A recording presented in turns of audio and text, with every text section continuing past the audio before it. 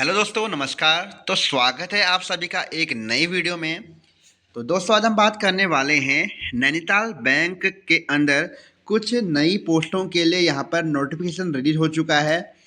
अब हम इसमें बात करने वाले हैं कि जो नैनीताल बैंक है उसमें किन किन पदों के लिए ग्रेड स्केल फर्स्ट, सेकंड और थर्ड के लिए यहाँ पर दोस्तों यहाँ पर एक नया नोटिफिकेशन जारी हो रखा है, जिसमें अलग अलग विभागों में अलग अलग पद हैं और वहाँ पे जो एज क्राइटेरिया, क्वालिफिकेशन और अन्य जो यहाँ बातें कही गई हैं, इन सभी महत्वपूर्ण तथ्यों को मैं इसमें बताने वाला हूँ। तो सबसे पहले शुरू करते हैं कि आपकी जो ये नैनीताल बैंक में पोस्टें आई हुई हैं, तो कौन कौन से डिपार्टमेंट में आपकी ये अलग अलग पोस्ट आई हुई है और क्या इनकी एज क्राइटेरिया रहने वाला है।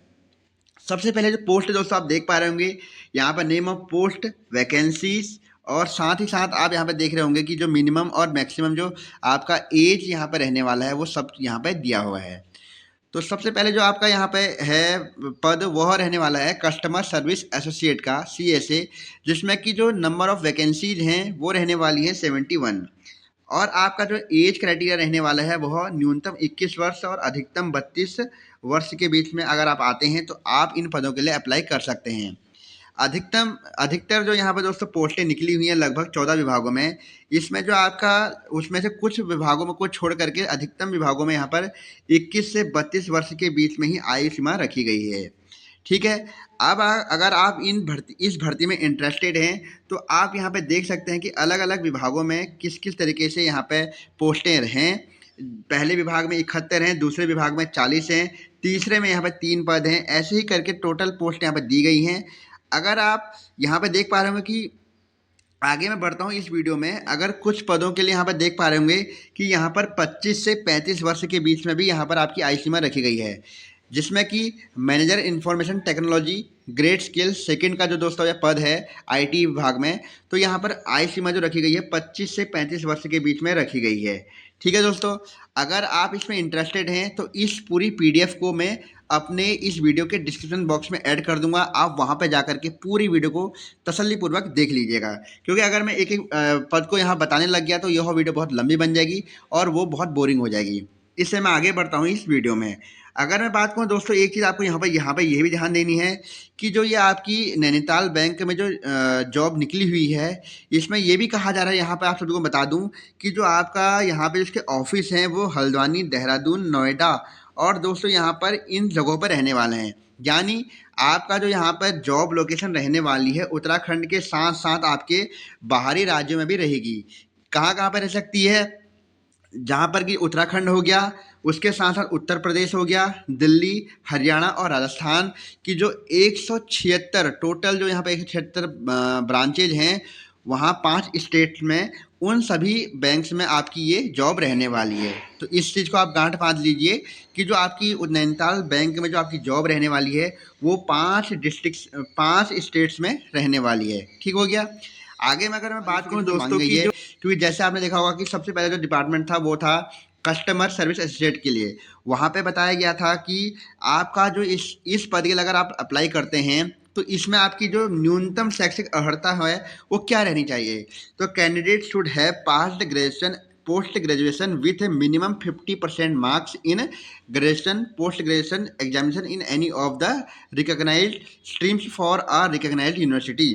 तो यहाँ पे कहा जा रहा है कि जो आपकी न्यूनतम शैक्षणिक अर्हता इसमें मांगी गई है वो मांगी गई है कि आपके पास या तो स्नातक की या स्नातक की जो आपके पास डिग्री है उसमें आपके मिनिमम जो है 50% अंक होने चाहिए।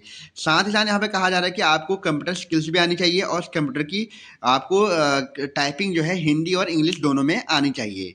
ठीक है दोस्तों, ऐसे ही अगला पद यहाँ पे जो रहने वाला है उसमें भी आपका जो मांगा गया है ग्रेजुएशन और पोस्ट ग्रेजुएशन में आपका 50% मार्क्स होने चाहिए। और साथ ही साथ यहाँ पे दोस्तों ये भी कहा जा रहा है कि इसमें इतना ही मांगा गया है। अगला जो हमारे पास रहने वाला risk officer in grade skill first में, यहाँ पे कहा गया है इन पदों के लिए थोड़ा एक्स्ट्रा क्वालिफिकेशन मांगी गई है। इसमें कहा गया है कि full time regular degree of MBA finance, master degree in mathematics, statics, econometrics with minimum 60% marks. इसमें कहा जा रहा है दोस्तों कि आपका MBA होना चाहिए किसमें, फाइनेंस में, या आपके पास मास्टर डिग्री होनी चाहिए मैथमेटिक्स में, स्टैटिक्स में या इकोनॉमी में। ठीक हो गया दोस्तों, इकोनॉमिक्स में आपकी यहाँ पे होनी चाहिए। साथ ही साथ यहाँ पे कोई भी आपसे एक्सपीरियंस नहीं मांगा जा रहा है इन पोस्टों के लिए।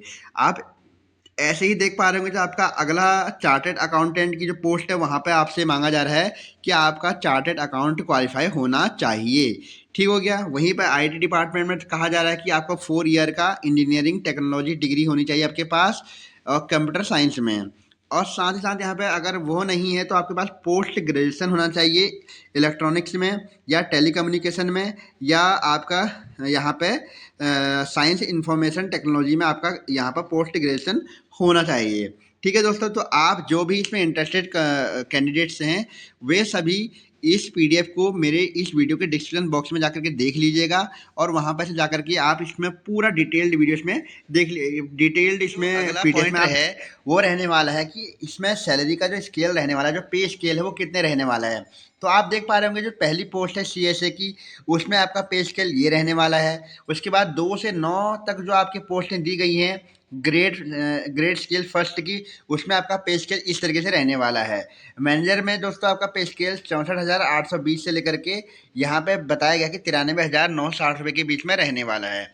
ठीक है दोस्तों, अगर मैं बात कहूँ कि यहाँ पे आपसे एक बॉन्ड भी भरवाया जाएगा जो कि रहने वाला है, जिसमें कि सीएसए और ग्रेड स्केल फर्स्ट और सेकंड के लिए रहने वाला है कि यदि आप 2 साल से पहले ये जॉब को छोड़ते हैं तो आपको सीएसए में अगर आप ज्वाइन करते हैं तो आपको 1.5 लाख रुपए की यहाँ बॉन्ड राशि देनी पड़ेगी।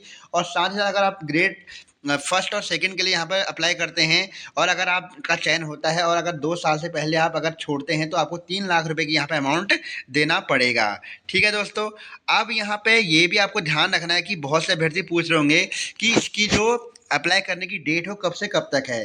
तो यहाँ पे आप साफ साफ देख पा रहे होंगे कि 12 दिसंबर 2025 से लेकर के 1 जनवरी 2026 तक आप इसमें फॉर्म भर सकते हैं। अब कुछ तिथियां आपके लिए बहुत महत्वपूर्ण हो जाती हैं।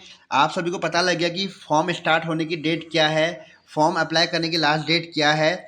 अब यहाँ पे बहुत से अभ्यर्थियों का सवाल होगा कि ये एग्ज़ाम होगा कब। तो यहाँ पे आप देख पा रहे होंगे टेंटेटिव डेट एग्जामिनेशन दे रखा है कि मतलब संभावित जो तिथि दी गई है वो 18 जनवरी 2026 को यह एग्ज़ाम होने की आपकी तिथि दी गई है। तो और फॉर्म भरना कैसे है वो भी मैं आप सभी को बताने वाला हूं। उससे पहले आप सभी को मैं बता दूं कि जो आपका इसमें एग्ज़ाम फ़ी रहने वाली है वो रहने वाली है। यदि आप सीएसए की पोस्ट के लिए अप्लाई करते हैं तो 1,000 रुपये आपको फॉर्म भरने की फ़ीस पड़ने वाली है। यदि आप स्केल फर्स्ट और सेकंड के लिए अप्लाई करते हैं तो आपको 1,500 रुपये का यहाँ पे फॉर्म फी भरनी पड़ेगी। और अगर मैं बात कहूँ कि आपने आप कहाँ किस वेबसाइट पर जाकर के इस फॉर्म को भरेंगे, तो यहाँ पे एप्लीकेशन फॉर्म भरने के लिए नैनीताल बैंक की ऑफिशियल वेबसाइट दी गई है www.nainitalbank.bank.in पर जाकर के आप यहाँ पे ऑनलाइन फॉर्म भर सकते हैं। कब से कब तक इसकी डेट रहने वाली है? 12 दिसंबर से 1 जनवरी के बीच में यहाँ पर आपको भर सकते हैं। साथ ही साथ दोस्तों इसमें अन्य बातें भी कही गई हैं कि आपको किस तरीके से फॉर्म भरना है, और फॉर्म भरना है जब तो उसमें आपको बताया गया कि फ़ोटो जो आपको लगानी है, डू और डज नॉट, यहाँ पर जो बताया गया है डू और डोंट कि आपको क्या करना है और क्या नहीं करना है, ये भी आपको ध्यान से आप इसको पढ़ लीजिएगा। इसमें कहा गया कि जो आपकी फ़ोटो है पासपोर्ट साइज़ की, उसका बैकग्राउंड जो होना चाहिए यहाँ पे होना चाहिए, जो वो होना चाहिए लाइट कलर वाइट कलर में होना चाहिए। और यहाँ पे साफ साफ कहा जा रहा है कि ये पासपोर्ट साइज की फ़ोटो होने चाहिए, और इसमें क्या नहीं करना है वो भी आप सभी को बताया गया है।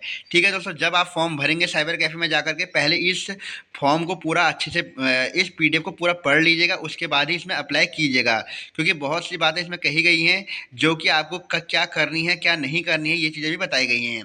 अगर मैं बताऊं आप दोस्तों आपको कि अगर आप फॉर्म भरते हैं तो आपके जो सेंटर्स रहने वाले हैं वो कहाँ पर रहने वाले हैं। अगर आप फॉर्म भरते हैं उसके बाद आप 3 सेंटर चूज कर सकते हैं इन 10 सेंटर्स में से। ठीक है दोस्तों, कौन कौन से?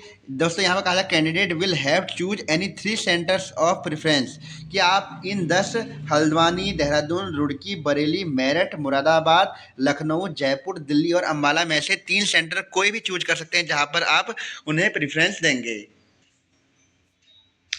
साथ ही साथ इसमें दोस्तों और अन्य बातें भी कही जा रही हैं। तो आप यहाँ पे एक बात और देख लीजिए, जो आपका इस परीक्षा के लिए जो परीक्षा पैटर्न रहेगा तो वो किस तरीके का रहने वाला है। तो यहाँ पर टोटल नंबर ऑफ क्वेश्चंस जो आपके रहने वाले हैं वो रहने वाले हैं 200, और आपको यहाँ पर 145 मिनट का टाइम मिलेगा, जिसमें कि आपके रीजनिंग के 40 प्रश्न, इंग्लिश के 40 प्रश्न, जनरल अवेयरनेस के 40 प्रश्न, कंप्यूटर नॉलेज के 40 प्रश्न और क्वांटिटिव एप्टीट्यूड के 40 प्रश्न यहाँ पर रहेंगे, और 145 मिनट का आपको यहाँ पर टाइम मिलेगा। ये किसके लिए रहने वाला है? CSA, जो हमारा यहाँ पर CSA कस्टमर सर्विस एसेट हो गया, और जर्नलिस्ट ऑफिसर की जो पेपर होगा उसके लिए रहने वाला है। वहीं अगर मैं बात कहूँ यहाँ पर कुछ अन्य पद जो दिए गए हैं उनके लिए यहाँ पर इस तरीके का यहाँ पर रहने वाला है सिलेबस। यहाँ पर भी इस चीज़ को आप देख रहे होंगे। साथ साथ ये भी कहा जा रहा है कि आपको 5 ऑप्शन दिए जाएंगे और यहीं पर आपकी नेगेटिव मार्किंग भी होने वाली है। ठीक है दोस्तों, तो ये चीज़ें मैंने आप सभी को बता दी हैं, और किस किस तरीके से आपको इसको भरना है। पहले आपको इसको भरने से पहले पूरी इन्फॉर्मेशन इस PDF में दी गई है, उसको पढ़ना पड़ेगा, तभी जाकर के आप इस फॉर्म को अप्लाई कर सकेंगे। ठीक है दोस्तों, तो आज की वीडियो में बस इतना ही। अगर वीडियो पसंद आई हो तो वीडियो को लाइक कीजिएगा, अपने दोस्तों के साथ शेयर कीजिएगा, और चैनल पर सब्सक्राइब नहीं किया है तो चैनल को सब्सक्राइब भी जरूर कीजिएगा। देवभूमि एग्जाम हब।